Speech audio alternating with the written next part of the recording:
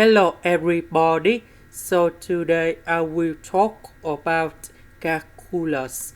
The topic today is about limit. So now I will show you how to answer.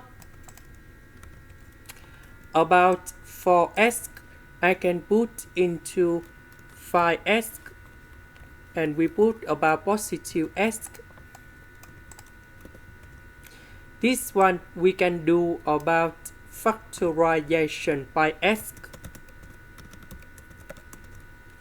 This one we can do another factorization by negative number 5.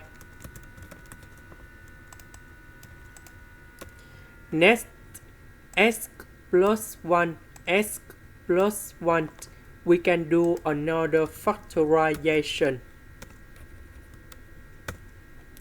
x minus 5, x minus 5, we simplify it. And we have x plus 1.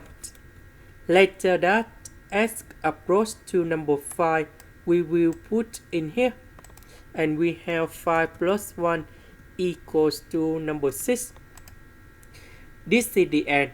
Thank you for watching.